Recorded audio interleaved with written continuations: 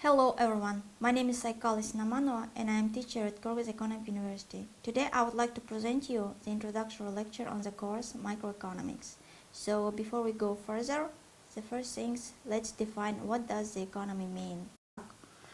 The term economy comes from Greek words oikos and nomos, literally meaning one who manages a household. And the economics is the study of how to make the best possible choice under the constraint of limited resources. It studies how individuals, businesses, governments, and nations make choices on allocating resources to satisfy their wants and needs, trying to determine how these groups should organize and coordinate efforts to achieve maximum effort. From this definition, we should derive three main concepts of economics. These are scarcity, choice, and opportunity cost. Scarcity is one of the most important concepts in economics since the society has limited resources and therefore cannot produce all the goods and services we wish to have. In economic sense, a commodity is scarce not because it's rare or unavailable in the market, but because the means to have it are limited. Since we have limited resources at our disposal, there is a problem of scarcity. Human wants are unlimited, but the means or resources to satisfy them are always limited.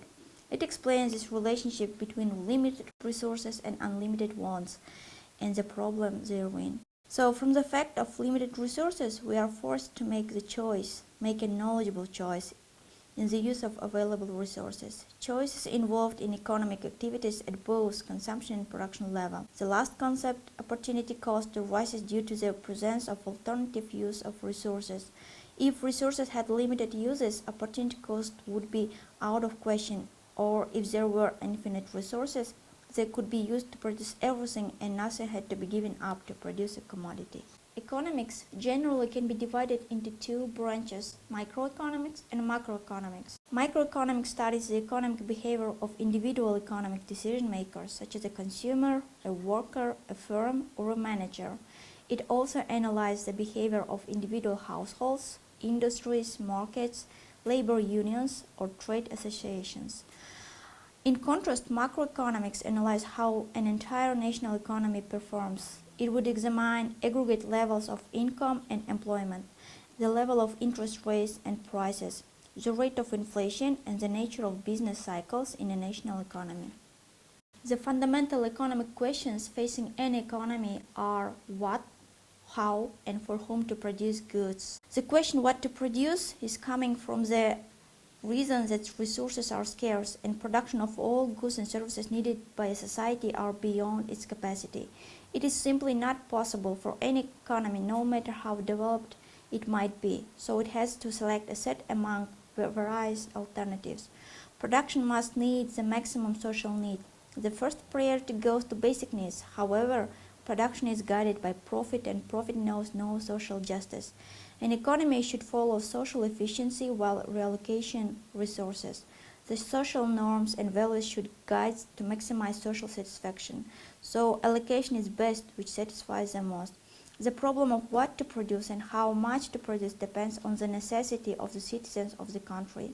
The second question, how to produce, is concerned with the methods of production. In some cases, labor may play a major role, which is called labor-intensive production. In others, capital, which is called capital-intensive. Labor-intensive methods creates more jobs, favoring more employment, and helps in mitigating unemployment problem.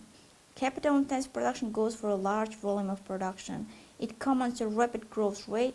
The right decision depends on the current state of the economy. The last question, for whom to produce, production for masses or production for profit, are two major choices that every country has to decide. So, macroeconomic analysis attempts to answer these questions by studying the behavior of individual economic units.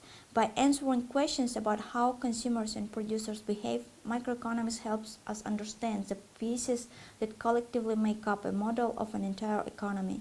Macroeconomic analysis also provides the foundation for examining the role of government in the economy and the effects of its actions. Macroeconomic tools are commonly used to address some of the most important issues in the contemporary society. So when we are talking about economics overall, we should mention that there are three main players in the market. These are producers, consumers, and governments. For our lectures, we will be concentrating on producers and consumers. Producers are the firms, companies, entities, or even individuals who produce and offer the goods and services in the market, while consumers are individuals and households who buy these goods and services. Both of these players have their own interest in the market. Producers are in chase of profit, so their ultimate goal is to maximize profit. In contrast, consumers willing to maximize their utility by getting the best for the least amount of money. Both of them are constrained by factors of maximizing their goals. Producers by the input prices and market demand, consumers by budget constraint and other factors. The result of this interaction is determination of price, which is the first topic of studying the microeconomics.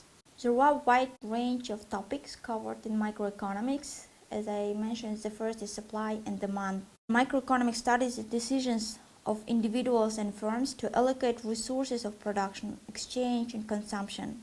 It deals with prices and production in single markets and in the interaction between different markets, but leaves the study of economy-wide aggregates to macroeconomics.